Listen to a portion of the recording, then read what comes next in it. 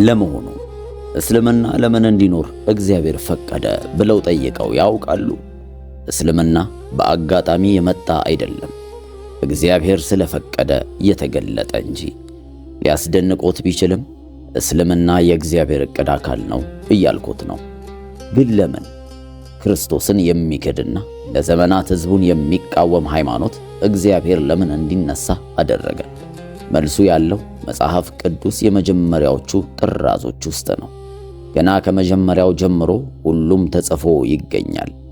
በመጀመሪያ እግዚአብሔር ለአብርሃም ዘርህን እንደ ምድር አሸዋ አበዛዋለሁ የሚል ተስፋ ሰጠው። ነገር ግን አንድ ችግር ተፈጠረ። ሚስቱ ሳራ መካን ከመሆኗም በላይ ዕድሜዋ ገፍቶ ነበር። ዓመታት ነጎዱ። ያ የተሰጠው ተስፋም በምድረ በዳው ሙቀት የጠፋ መሰለ። ታዲያ የእግዚአብሔር ዕቅድ እንዴት ሊፈጸም ይችላል? ሳራ በተስፋ መቁረጥ ውስጥ ሆና የታሪክን አቅጣጫ ለዘላለም የቀየረ ውሳኔ ወሰነች። አብርሃም አጋር ከምትባለው ግብፃዊው ገረዷ ጋር እንዲተኛ ነገረችው። ከዚህ ግንኙነት ነው እንግዲህ እስማኤል የተባለው ልጅ የተወለደው። አብርሃም በወቅቱ የ86 ዓመት አዛውንት ነበረ። ለ13 ረጅም ዓመታት እስማኤል ብቸኛ ልጁ ሆኖ ቆየ። እግዚአብሔር ለቃል ኪዳኑ ዋና መስመር ሌላ ዕቅድ ቢኖረውም እስማኤልን ግን አልተወውም ነበረ። ይልቁንም ለዘመናት የሚታወስ ተስፋ ሰጠው። እነሆ ባርከዋለሁ፣ አበዛውም አለሁ፣ እጅግም አለቀዋለሁ፣ አለቆችን ይወልዳል፣ ታላቅ ሕዝብም አደርገዋለሁ ብሎ እግዚአብሔር ቃል ገባለት። ብዙም ሳይቆይ አብርሃምና ሳራ ዕድሜ ልካቸውን ሲጠብቁት የነበረው አንዳች ድንገተኛ ተአምር ተከሰተ። ሳራ አርጅታና መክና ሳለች ጸነሰች። የተስፋውንም ልጅ ይስሐቅን ወለደችው። ይስሐቅ ሲወለድ አብርሃም የ100 ዓመት አዛውንት ነበረ። እርሱም የእግዚአብሔር የመጀመሪያ ቃል ኪዳን ወራሽ ሆነ። አሁን ግን በአብርሃም ቤት ውስጥ 2 ልጆችና 2 ተስፋዎች አሉ። ውጥረቱ ታዲያ የዚህን ጊዜ ነበር እየጨመረ የመጣው። የይስሐቅ ጡት መጣያ ቀን በተከበረበት ወቅት ግጭቱ ድንገት ፈነዳ። ጎረምሳ የነበረው እስማኤል ገና ሕፃን የነበረውን ይስሐቅን ያሾፍበት ነበር። ሳራ ይህን ባየች ጊዜ በዚያ ፌዝ ውስጥ ያየችው የሕፃናት ጨዋታን ሳይሆን የልጇን ዕጣ ፈንታ የሚፈታተን ስጋትን ነበረ። ስለዚህ ለአብርሃም ግልጽና ቀጥተኛ ትእዛዝ ሰጠችው። ይህችን ባሪያ ከልጇ ጋር አስወጣት የሚል። የአብርሃም ልብ በዚህ ሰዓት ተሰበረ። እስማኤል የገዛ ደሙ ስለሆነ፣ የገዛ ልጁ ስለሆነ እንዴትስ ወደ ምድረ በዳ ሊሰደው ይችላል? በዚህን ጊዜ እግዚአብሔር ጣልቃ ገብቶ እንዲህ አለው፣ ስለ ብላቴናው አትዘን፣ ዘርህ በይስሐቅ ይጠራልሃልና የባሪያቱንም ልጅ ደግሞ ያንተ ዘር ስለሆነ ሕዝብ አደርገዋለሁ ብሎ ተናገረው። አብርሃም በሐዘን ውስጥ ተውጦ ማልዶ ተነሳ። ለአጋርም ዳቦና የውሃ ከረጢት ሰጥቶ አሰናበታቸው። እናትና ልጅ በቤርሳቤ ምድረ በዳ እስከ መጨረሻዋ የውሃ ጠብታ ድረስ ያለ አቅጣጫ መቅበዝበዝ ጀመሩ። አጋር ተስፋ ቆረጠች። ልጇ በቁጥቋጦ ስር ሲሞት ሲያጣጥር ማየት ስላልቻለች ራቅ ብላ ተቀምጣ በጭንቀት ታለቅስ ጀመር። ነገር ግን እግዚአብሔር የብላቴናውን ድምፅ ሰማ። አስገራሚው ነገር እዚህ ጋር ተከሰተ። የእግዚአብሔር መልአክ ከሰማይ ሆኖ አጋርን ጠራት። አጋር ሆይ ምን ሆነሻል? አትፍሪ፣ እግዚአብሔር የብላቴናውን ድምፅ ሰምቷል። ተነሺ፣ ብላቴናውን አንሺው፣ በእጅሽም ያዢው፣ ታላቅ ሕዝብ አደርገዋለሁ ብሎ ተናገራት። በዚያ ቅጽበት እግዚአብሔር የአጋርን ዓይኖች ከፈተ። በተአምርም ከፊቷ የውሃ ጉድጓድ ተገኘ። እግዚአብሔር ጠበቃቸው፣ የእስማኤልንም ሕይወት አተረፈው። እስማኤል በምድረ በዳ ማደግ ጀመረ። ጎበዝ ቀስተኛም ሆነ። በፋራን ምድረ በዳ ኖረ። እናቱም ከሀገሯ ከግብፅ ሚስት አገኘችለት። የእግዚአብሔርም ተስፋ ልክ እንደተባለው ተፈጸመ። እስማኤል 12 ወንዶች ልጆችን ወለደ። መጽሐፍ ቅዱስ ስማቸው አንድ በአንድ ይጠቅሳል። እነርሱም የ12ቱ ነገዶች አለቆች ሆኑ። እንዲያውም የኤውላጥ ጀምሮ በግብፅ ፊት ለፊት እስካለው እስከ ሹር ድረስ የት እንደሚኖሩ ጭምር እንኳን በግልጽ ይነግረናል። ከሁሉ የሚገርመው ግን ይህ ሰፊ ቦታ በዚህ ሰዓት የአረብ ባሕረ ሰላጤ እምብርት መሆኑ ነው። ራቅ ባለ ስፍራ አልኖሩም። ልክ እንደ ትንቢቱ በወንድሞቻቸው ፊት ለፊት ከይስሐቅ ዘሮች ጋር በቅርብ ንክኪና ውጥረት ውስጥ መኖር ጀመሩ።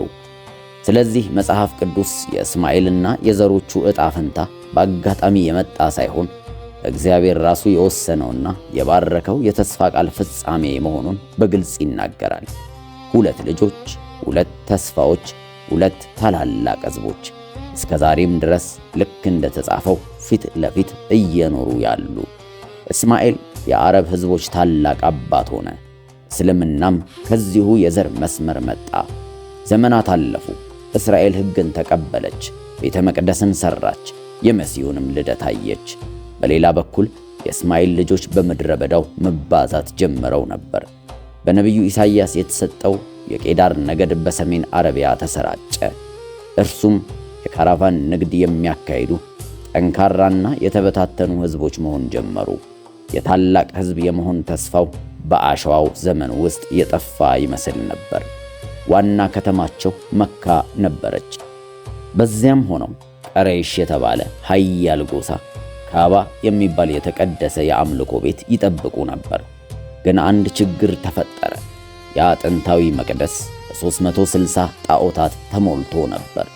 ሰዎች ለእያንዳንዱ የዓመቱን ቀን አንድ ጣዖት እያደረጉ ያመልኩ ነበር። የአብርሃም ዘሮች የአባታቸውን የአብርሃምን አንድ እውነተኛ አምላክ ረስተውት ነበር። ከዚያም በ570 ዓመተ ምህረት ሁሉንም ነገር የሚቀይር አንድ ሰው ድንገት ተወለደ። ከቁሬሽ ጎሳ የተወለደው መሐመድ ኢብን አብደላህ በኋላም ነቢዩ መሐመድ ተብሎ የታወቀው ልጅ ተወለደ። መሐመድ ገና በልጅነቱ ወላጆቹን ያጣ የቲም ነበረ። በንግድ ጉዞዎች አደገ።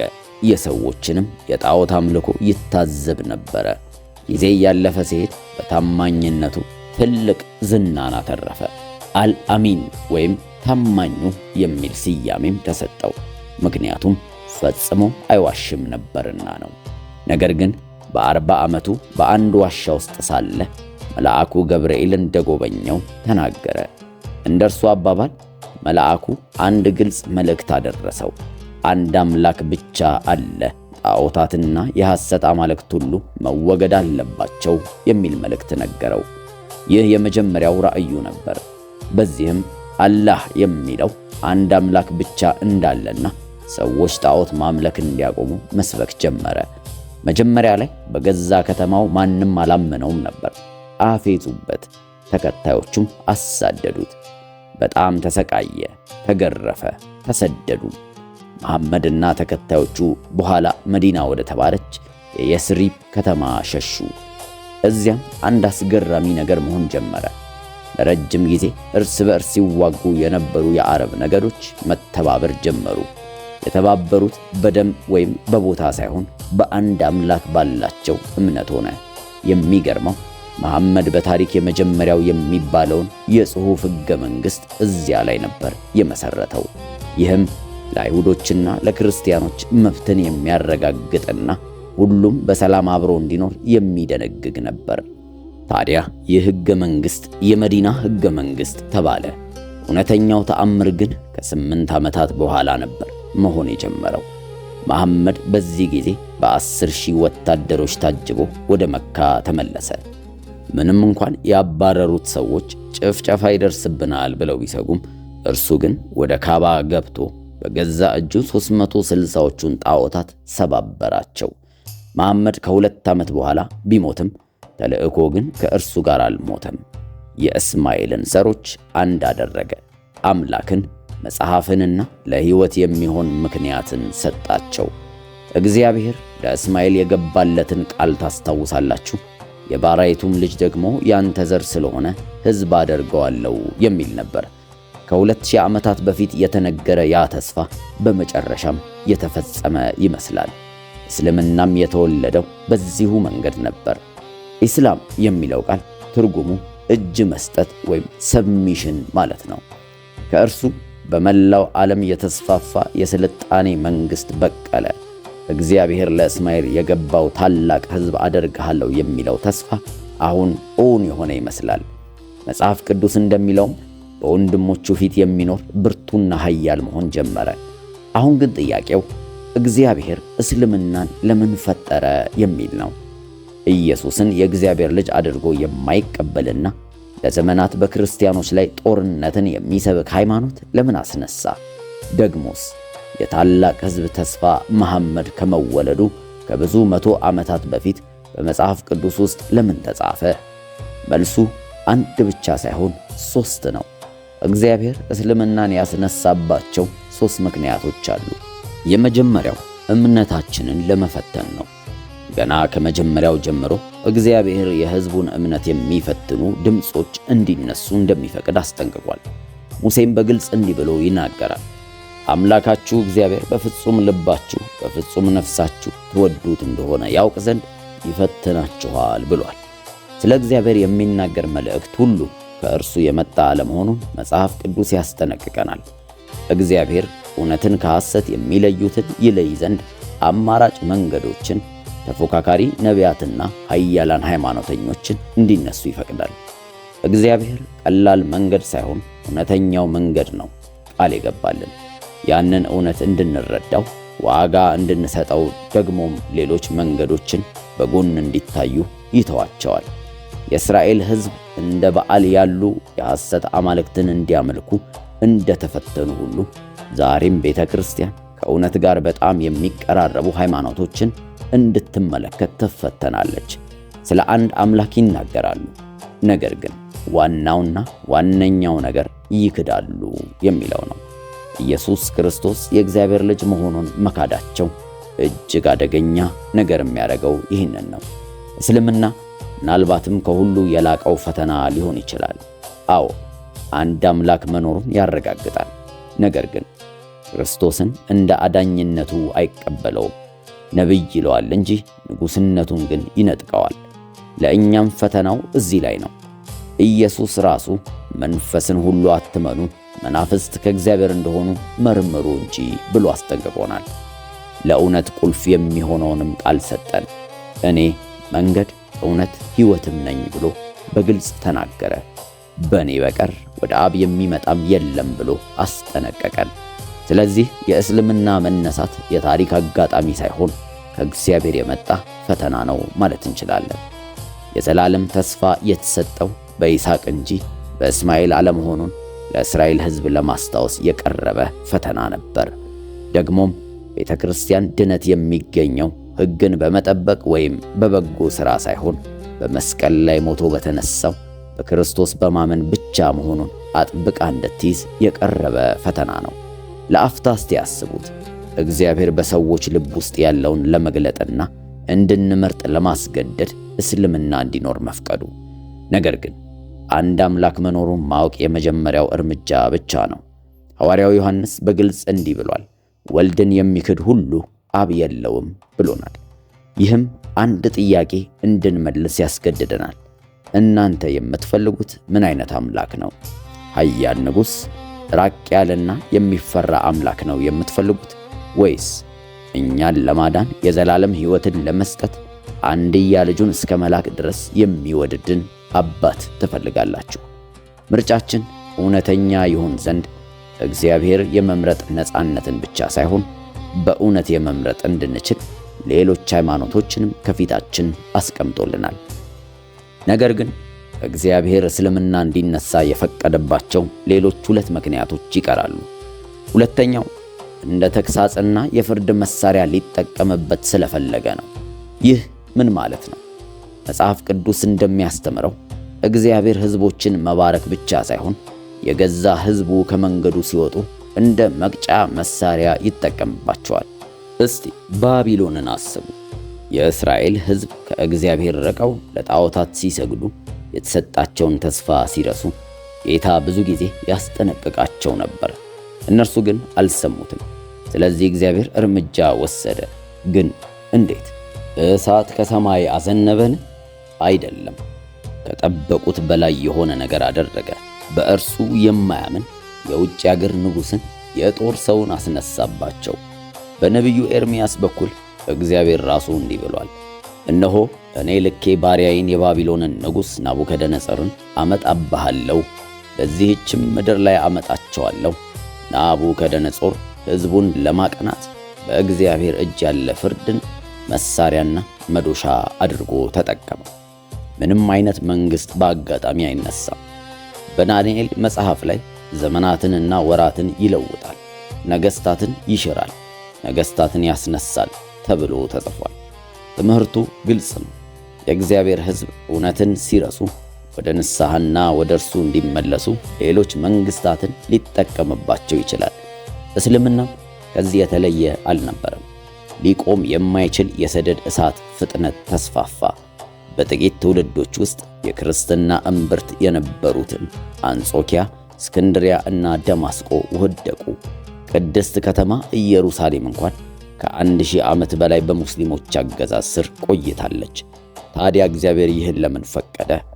እንደ ባቢሎን ሁሉ እስልምናም እስራኤልን ለመገሰጽና ቤተ ክርስቲያንን ለመፈተን በእግዚአብሔር እጅ ያለ መዶሻ ሆነ። ለእስራኤል ሕዝብ ይህ አስከፊ ማስታወሻ ነበረ። የገዛ መሲሐቸውን አልተቀበሉትም።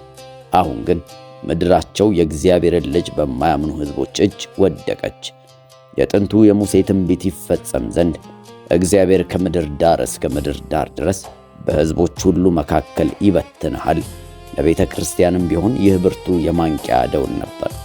ብዙ ክርስቲያኖች በምቾት ተውጠው በሥልጣን ሽኩቻ ተከፋፍለውና በባዶ ሥርዓቶች ተሞልተው ነበር። የወንጌልን እሳት ኃይል አጥተው የእስልምና መነሳት ለብ ባለ እምነት ላይ የመጣ ፍርድና ወደ ክርስቶስ እውነት በፍጥነት ለመመለስ የቀረበ ጥሪ ነበረ። ነገር ግን የመጨረሻው ቁልፍ እዚህ ጋር ነው። የባቢሎን ግዛት ወደቀ፣ ፋርስ ተሰባበረች፣ ሮምም ፈራረሰች። እስልምና ልክ በሰው እጅ እንደተሰሩ መንግስታት ሁሉ የእግዚአብሔር ታላቅ ዕቅድ አካል ነበር። መጽሐፍ ቅዱስ ነገሥታትን ያስነሳል፣ ነገሥታትንም ይሽራል ይለናል። ነገር ግን ለዘላለም የማይፈርስ አንድ መንግሥት አለ። እርሱም የጌታችን የኢየሱስ ክርስቶስ መንግሥት ነው።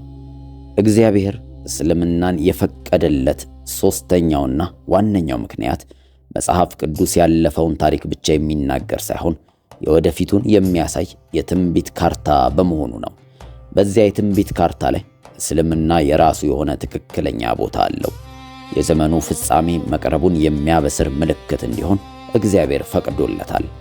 ይህ ሦስተኛው ምክንያት ነው፣ የመጨረሻው ዘመን ትንቢታዊ ምልክት መሆኑ። መጽሐፍ ቅዱስ አገራት የታሪክ ተዋንያን ብቻ ሳይሆኑ የሰው ልጅ የመጨረሻው ምዕራፍ አካላት መሆናቸውን ይገልጻሉ። የጥንቶቹ ነቢያት ሕዝቅኤል፣ ዳንኤልና የዮሐንስ ራእይ መጽሐፍ ታላላቅ የሀገራት ጥምረት እስራኤልንና ክርስቶስን ለመውጋት አንድ ስለሚሆኑበት ዘመን ያስጠነቅቀናል። ዛሬ ከ1.8 ቢሊዮን በላይ ሕዝብን የያዘው እስልምና ከዚህ ትንቢታዊ ስዕል ውጪ ሊሆን አይችልም። በኦሪት ዘፍጥረት ላይ እርሱም እንደ ዱር አህያ የሚሆን ሰው ይሆናል፣ እጁ በሁሉ ላይ ይሆናል፣ የሁሉም እጅ ደግሞ በእርሱ ላይ ይሆናል፣ በወንድሞቹም ሁሉ ፊት ይኖራል ተብሎ ተነግሮ ነበረ። ይህ ጥቅስ ስለ እስማኤል ብቻ የሚናገር አልነበረም። በመጨረሻው ዘመን ስለሚፈጸመውና ስለ እስልምና የሚናገር ትልቅ ትንቢት ጅምር ነበር። ዛሬ ይህ ትንቢት ትርጓሜ እንኳን አያስፈልገውም።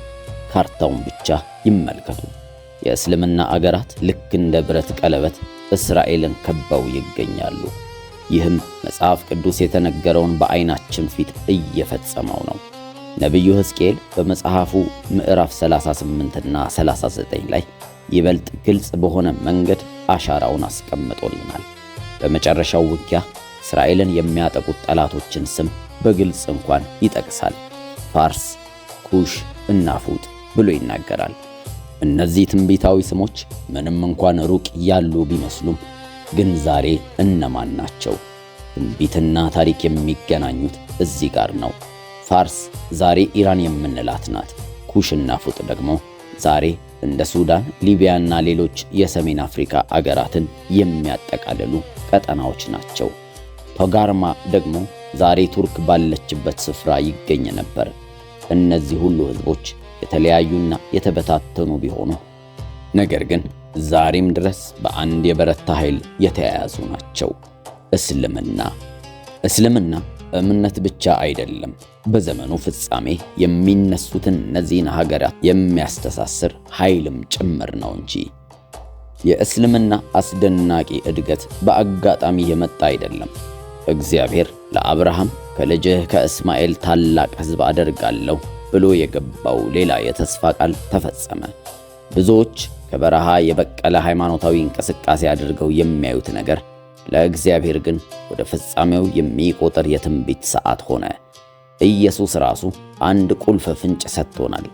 የአሕዛብ ዘመን እስኪፈጸም ድረስ ኢየሩሳሌም በአሕዛብ የተረገጠች ትሆናለች ብሎ በግልጽ ያስቀምጣል። የተረገጠች ማለት በቁጥጥር ስር የሆነች ወይም የተያዘች ማለት ነው። አሕዛብ ደግሞ አይሁድ ያልሆኑ ሕዝቦች ናቸው። ስለዚህ ኢየሩሳሌም ለረጅም ጊዜ በአሕዛብ እጅ እንደምትቆይ እየተናገረ ነበር። ታዲያ በታሪክ ኢየሩሳሌምን ረጅም ጊዜ የገዛው ማን ነው? ሙስሊሞች ናቸው። ቅድስት ከተማዋ ከ2300 ዓመታት በላይ በእስልምና አገዛዝ ስር ነበረች። ዛሬም ለዚህ የሚታይ ማሳያ አለን። ለአይሁዶች እጅግ የተቀደሰው የቤተ መቅደሱ ተራራ ዛሬም በሁለቱ የእስልምና ታላላቅ ቦታዎች በአልአቅሳ መስጊድ በዶም ኦፍ ዘ ሮክ ተይዞ ይገኛል። ይህ በአጋጣሚ የሆነ ይመስላችኋልን? የእግዚአብሔር ዕቅድ ወደፊት እየተራመደ መሆኑን በዓይናችን ፊት ለፊት የሚያሳይ ግልጽ ማስረጃ ነው። ነገር ግን ምልክቱ በካርታ ላይ ብቻ የምናየው ደግሞ አይደለም፣ መንፈሳዊም ምልክትነት አለው። እስልምና የክርስትና ወንጌልን ዋና እውነት ይክዳል።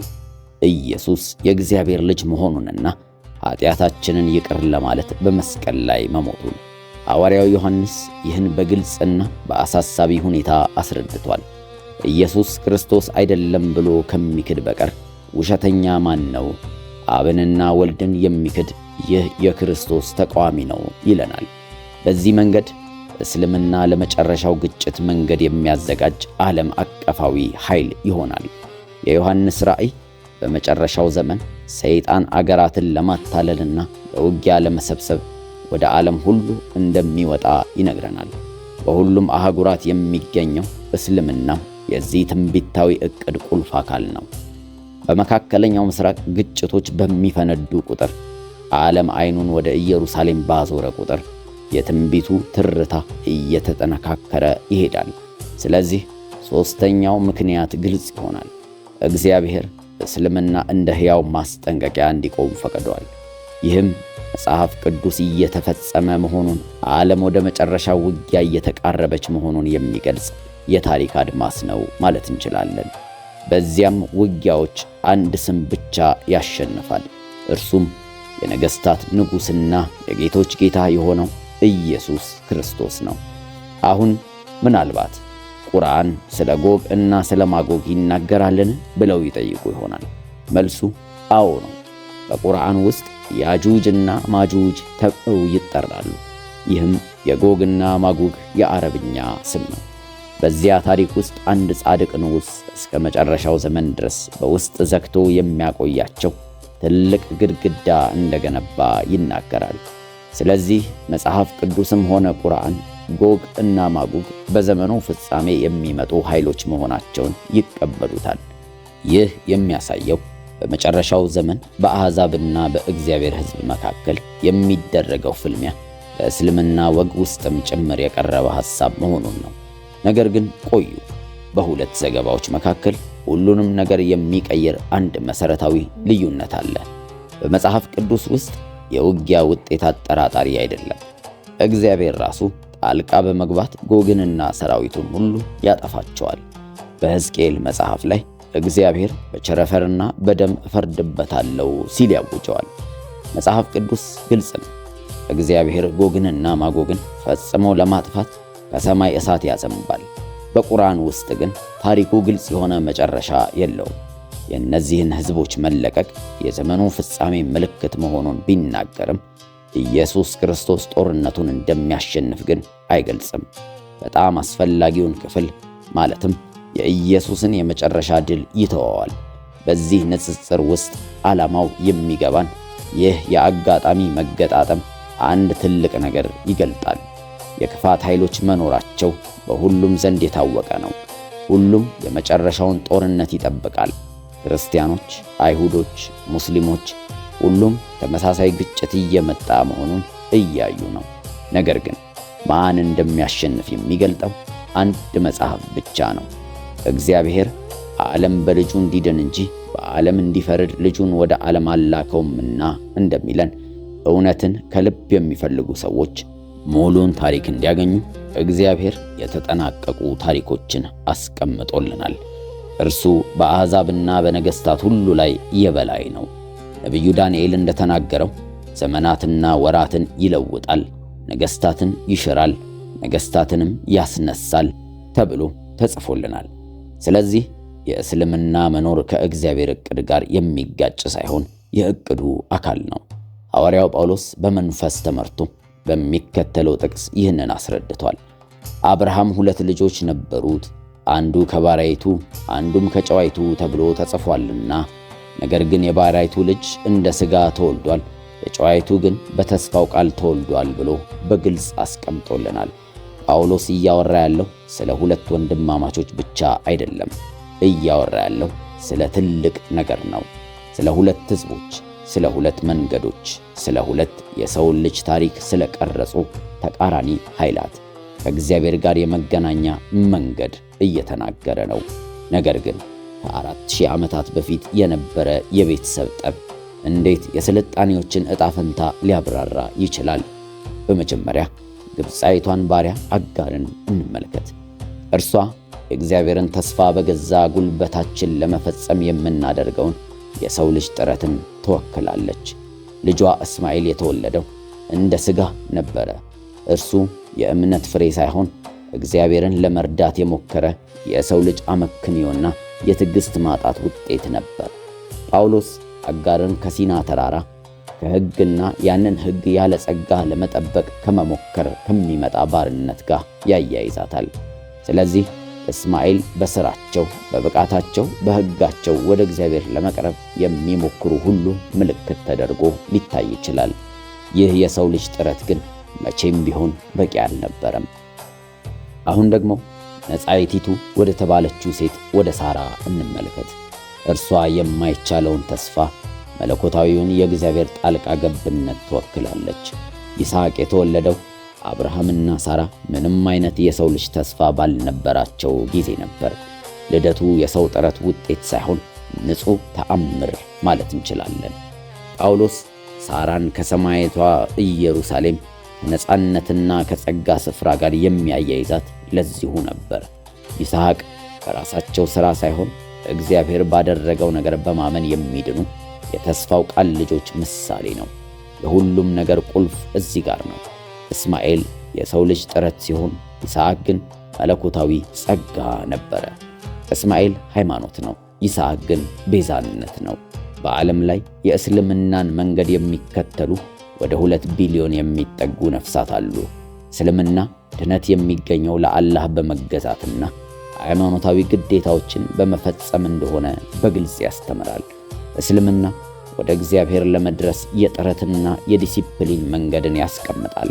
መሠረቱም በ5 ማዕዘናት ላይ ያርፋል። እነርሱም የአማኙን ሕይወት የሚቀርጹ 5 ሥራዎች ናቸው። የመጀመሪያው የእምነት ምስክርነት ወይም ሸሃዳ ሲሆን ከአላህ በቀር ሌላ አምላክ እንደሌለና መሐመድም መልእክተኛው መሆኑን ማወጅ ነው። ቀጥሎም የዘወትር ጸሎት ወይም ሰላት የሚባለው በቀን 5 ጊዜ ወደ መካ ዞሮ መስገድን ያካትታል። ከዛ ቀጥሎ ሦስተኛው ምጽዋት ወይም ዘካ ማለት ሲሆን ሀብትን ለማንጻት ለድሆች የመስጠት ግዴታ እንደማለት ነው። ቀጥሎም ጾም ሲሆን ወይም ሰውም ተብሎ ሲጠራ በረመዳን ወር ሙሉ ከመብልና ከመጠጥ መከልከል። በመጨረሻም የሐጅ ጉዞ የሚባለው አቅሙ የቻለ ሙስሊም ሁሉ በሕይወቱ አንድ ጊዜ ወደ መካ የሚያደርገው የጉዞ ሥነ ሥርዓት ነው። ከእነዚህ ሥራዎች በተጨማሪ ለሕግ መታዘዝና በአላህ ምሕረት ላይ ተስፋ ማድረግ ይደመራሉ። አንድ ሙስሊም ለቀኑ የመጀመሪያ ጸሎት ከማለዳው ይነሳል። ገና 4 ጸሎቶች ይቀሩታል። ድነት በዚህ ላይ የተንጠለጠለ ነው። በእግዚአብሔር ወይም በፈጣሪው ሥራ ላይ ሳይሆን በዚህ በደካማው ሰውየው ሥራ ላይ የተመሠረተ ድነት። ግን ይህን ሁሉ ማድረግ ብቻውን በቂ ነው? አስጨናቂው ክፍል እዚህ ጋር ነው። ድነት መቼም ቢሆን እርግጠኛ አለመሆኑ ነው። በፍርድ ቀን እያንዳንዱ መልካምና ክፉ ሥራ በሚዛን ላይ እንደሚቀመጥ ይናገራል። ታዲያ በዚህ ሰዓት መልካሙ ሥራው ከክፉ ካላመዘነ ምናልባት በጭንቅ ጀነት ሊደርስ ይችላል ይባላል። ይህ ሰዎች በገዛ ጥረታቸው ወደ እግዚአብሔር ለመድረስ የሚሞክሩት ሥርዓት ነው። አንድ ሰው ተራራውን ወጥቶ ከእግዚአብሔር ጋር ለመድረስ የሚጥርበት ነገር ግን ጫፉ ላይ መድረሱን ወይም አለመድረሱን ፈጽሞ የማያውቅበት አሳዛኝ መንገድ ነው። አንድ ሙስሊም መቼም እርግጠኛ ሊሆን አይችልም። በፍጹም ድነት እስከ ፍርድ ቀን ድረስ ክፍት የሆነ ጥያቄ ነው። ከዓመታት ጸሎት፣ ጾምና ምጽዋት በኋላም እንኳን ድነት አሁንም አጠራጣሪው ነው። ክርስትና ግን ከዚህ ፍጹም የተለየ ነገር ያቀርባል። ክርስትና የሚጀምረው እስልምና ሊያየው በማይፈልገው ነጥብ ላይ ነው። ይህም የሰው ልጅ ራሱን ለማዳን ያለውን ፍጹም አቅመ ቢስነት በመግለጥ ነው። ምንም ያህል ጸሎት፣ ጾም ወይም ምጽዋት በሰውና በፈጣሪ መካከል በኃጢአት ምክንያት የተፈጠረውን ገደል ሊያገናኝ አይችልም። እኛ ልንከፍለው የማንችለው ዕዳ ነበረ። አስገራሚው ልዩነት እዚህ ጋር ነው። እስልምና ሰው ወደ እግዚአብሔር ለመድረስ ሲታገል ያሳያል። ክርስትና ግን ከእግዚአብሔር ወደኛ ዝቅ ብሎ ወደኛ መድረሱን የሚገልጥ ነው። እግዚአብሔር ወደ እርሱ መድረሻ መሰላል እንድንሰራ አልጠየቀንም። ይልቁንም እኛን ለማዳን እርሱ ራሱ ከሰማይ ወረደ፣ ቃል ሥጋ ሆነ፣ ጸጋንና እውነትንም ተሞልቶ በእኛ አደረ ተብሎ እንደተጻፈ እኛ የምንድነው መልካም ሥራ ስለሠራን ሳይሆን እግዚአብሔር ራሱ የመዳንን መንገድ ፈጥሮ እኛን ለማዳን መልካምን ሥራ ስለሠራልን ነው። ይህ የሆነው ኢየሱስ ክርስቶስ በመስቀል ላይ በከፈለው መሥዋዕትነት ነው። እርሱ ራሱ በመስቀል ላይ በነበረው የመጨረሻ ቃል መሥዋዕትነቱን አተመ፣ እንዲህ ብሎ ተፈጸመ ብሎ። አሁን ዕዳው ተከፍሏል። ድነት ተረጋግጧል። ድነት በጥረታችን የምናገኘው ሽልማት ሳይሆን በእምነት የምንቀበለው ስጦታ ሆኗል። በሥራ ወይም በብቃት ሳይሆን በመስቀል ላይ በሞተው በክርስቶስ በማመን ብቻ። መጽሐፍ ቅዱስ እንደሚለው ጸጋው በእምነት አድኗችኋልና ይህም የእግዚአብሔር ስጦታ ነው እንጂ ከእናንተ አይደለም፣ ማንም እንዳይመካ ከሥራ አይደለም እንደሚለው ሆነ። እዚህ ጋር ነው ያ ጥንታዊ ታሪክ ዛሬ ላይ ትርጉም የሚሰጠው። ጳውሎስ የሳራን ቃል ሲጠቅስ ግልጽ ነው። የባሪያይቷ ልጅ ከጨዋይቷ ልጅ ጋር አይወርስምና ባሪያይቱንና ልጇን አስወጣት የሚለን መጀመሪያ ሲሰማ ይህ ንግግር የሰዎችን ውድቅ የሚያደርግና ጨካኝ ሊመስል ይችላል። ነገር ግን በእርግጥ በሰዎች ላይ የተፈረደ ፍርድ ነው። መልሱ አይደለም ነው። ይህ ወደ እግዚአብሔር ለመቅረብ የምንጠቀምባቸው ሁለት ተቃራኒ መንገዶችን መግለጥ ነው። በአንድ በኩል ባሪያዋ አጋርና ልጇ እስማኤል አሉ።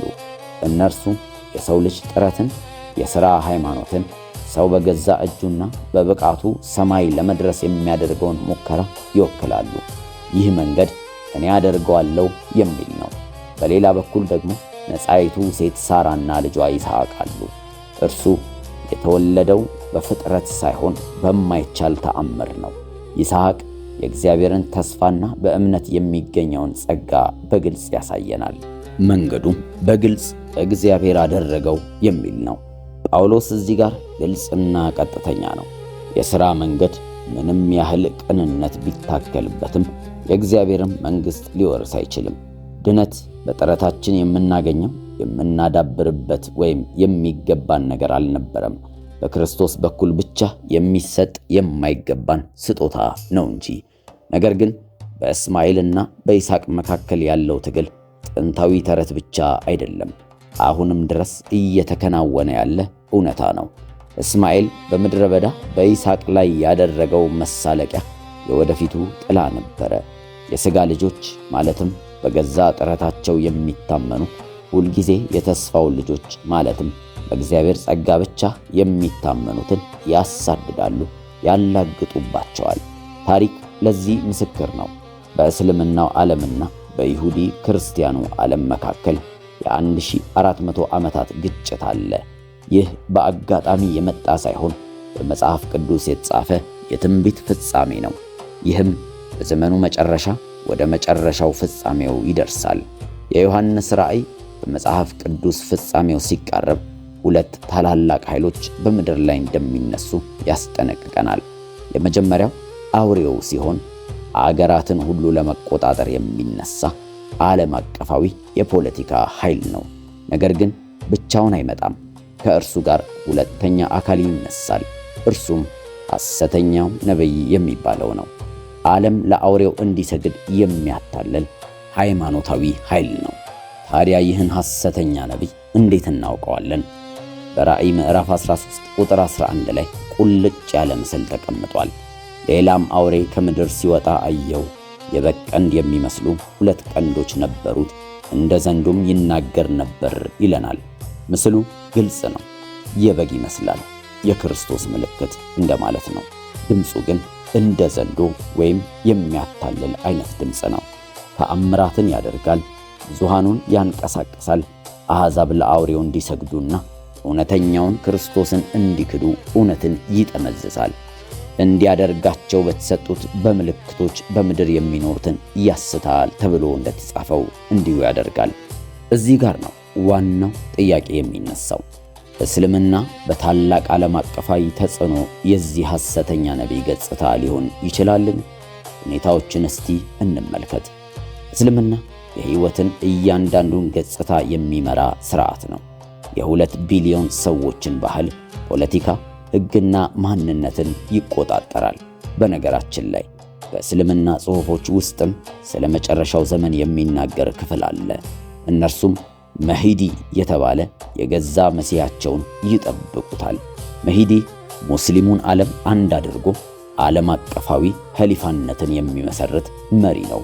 በእስልምና ሕግ የሚመራ ፖለቲካዊና ሃይማኖታዊ መሲህ። ታዲያ ይህ መጽሐፍ ቅዱስ የክርስቶስ ተቃዋሚ ከሚለው መሪ መግለጫ ጋር ፍጹም አይመሳሰልም ብላችሁ ታስባላችሁ? ከዚህም የጠለቀ ነገር አለ። እስልምና ስለ ኢየሱስ ይናገራል ይቀበለዋልም።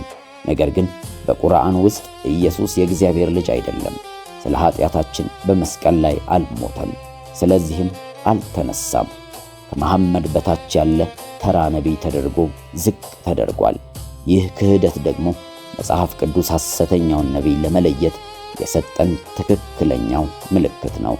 ኢየሱስ ክርስቶስ አይደለም ብሎ ከሚክድ በቀር ውሸተኛው ማን ነው ይለናል።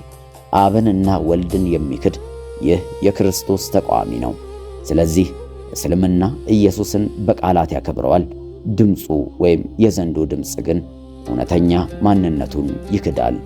የራእይ መጽሐፍ ሐሰተኛ ነቢይ በባህሪው ስለ እግዚአብሔር የሚናገር ሃይማኖታዊ ሥርዓት እንደሆነ ያስረዳናል። የመጨረሻው ማስረጃ ደግሞ በእስራኤል ምድር ላይ ተጽፎ ይገኛል። ለእግዚአብሔር ሕዝብ ቅድስት የሆነችው ኢየሩሳሌም ዛሬ በእስልምና ቁጥጥር ስር ትገኛለች። የዘካርያስ ትንቢት በዓይናችን ፊት እየተፈጸመ ያለ ይመስላል። እንዲህ ይላል፣ በዚያ ቀን ኢየሩሳሌምን ለአሕዛብ ሁሉ ከባድ ድንጋይ አደርጋታለሁ ይለናል። እግዚአብሔር ልክ እንደ ማንኛውም የሰው ልጅ ዓመፅ ሁሉ ይህ ሥርዓት እንዲኖር የፈቀደው በዘመኑ መጨረሻ በእውነትና በሐሰት መካከል ያለው ልዩነት እንደ ቀንና ሌሊት ግልጽ ይሆን ዘንድ ነው። እውነተኛው ንጉሥ ሲመለስ ድሉ አጠራጣሪ እንዳይሆን ሐሰተኛው ነቢይ መንግሥቱን እንዲገነባ ይተወዋል። ነገር ግን እግዚአብሔር ይህ ኃይል እንዳያደርግ የፈቀደው ለዚህ ከሆነ የታሪኩ መጨረሻ ምን ይሆን? መጨረሻው ቀድሞ ተጽፏል፣ ምንም ጥርጥር የለውም። አውሬው ተያዘ። በእርሱም ፊት ምልክቶቹን እያደረገ ያሳተው ሐሰተኛው ነቢይ ከእርሱ ጋር ተያዘ። ሁለቱም በሕይወት ሳሉ በዲን ወደሚቃጠል ወደ እሳት ባህር ተጣሉ ይለናል። መልእክቱ ግልጽ ነው። የእግዚአብሔርን ልጅ የሚክድ ማንኛውም መንግሥት፣ ሃይማኖት ወይም ሥርዓት አይቆማትም። እስልምናም በሰው ሥራ ላይ የተገነባና አዳኙን የሚክድ ሥርዓት እንደመሆኑ የመጨረሻው ታላቅ ማታለያ አካል ሊሆን ይችላል። እግዚአብሔርም እስከ ዛሬ ዝም ያለው መልእክቱን እየደገፈ ሳይሆን መኖሩ ራሱ ትንቢትን ስለሚፈጽም ነው። እስልምና በሐሰተኛው ነቢይ እጅ ያለ ብርቱ መሳሪያ ሊሆን ይችላል። ነገር ግን ዕጣ ፈንታው የታተመ ነው። ማታለሉ ታላቅ ቢሆንም መጨረሻው ግን ቀድሞውኑ ተጽፏል። አውሬውና ሐሰተኛው ነቢይ ወደ እሳት ባህር ይጣላሉ ይለናል። በዚያም ቀን ቅዱሳት መጻሕፍት ቃል እንደሚያነቡት ጉልበት ሁሉ ይንበረከካል፣ ምላስም ሁሉ አንድ የማይናወጥ እውነትን ይመሰክራል፣ እርሱም ኢየሱስ ክርስቶስ ጌታ ነው ይላሉ ይለናል። በመጨረሻም መህዲም ሆነ አውሬው ወይም ማንኛውም ሐሰተኛ ነቢይ አይነግሱም። የነገሥታቱ ንጉሥና የጌቶች ጌታ ኢየሱስ ክርስቶስ ግን ይነግሣል። በእነዚህ ሦስት ምክንያቶች እስልምና የእግዚአብሔር ዕቅድ አካል ሆኖ ተነሣ። የታማኝነት ፈተና፣ ለሕዝቡ ተግሣጽና የመጨረሻው ዘመን ምልክት እንዲሆን። ይህ ቪዲዮ የእግዚአብሔርን ዕቅድ ለመረዳት ከረዳዎት እውነቱ ለሌሎችም ይደርስ ዘንድ አስተያየቱን በዚህ አስተያየት መስጫ ላይ እያሰፈሩ ቪዲዮውንም ላይክ በማድረግ ለሌሎች ሰዎች ደግሞ ይህንን አስገራሚ እውነትና ኃይል በማጋለጥ ብዙዎች እንዲደርሳቸውና እንዲነቁ አሁኑኑ ለ5 ሰው ሼር በማድረግ አብረውን ያገልግሉ። ለመሆኑ እግዚአብሔር ሰይጣንን ለምን እስካሁን አላጠፋውም ብለውስ ጠይቀው ያውቃሉ? እግዚአብሔር ቅዱስና ጻድቅ ከሆነ ክፋትንም የሚጠላ ከሆነ ሰይጣንን እስካሁን ለምን በሕይወት አለ ብላችሁ ልትጠይቁ ትችላላችሁ። ምናልባትም ለዚህና እንደዚህ አይነት ለመሳሰሉ ሌሎች ጥያቄዎች መልስ የምታገኙበት ምርጡ መጽሐፍ ቅዱሳዊና ታሪካዊ ቻናል ኢፒክ ባይብል አማርኛ ነው። አሁኑኑ ሰብስክራይብ በማድረግ አብረውን ይከታተሉ። መልካም ጊዜ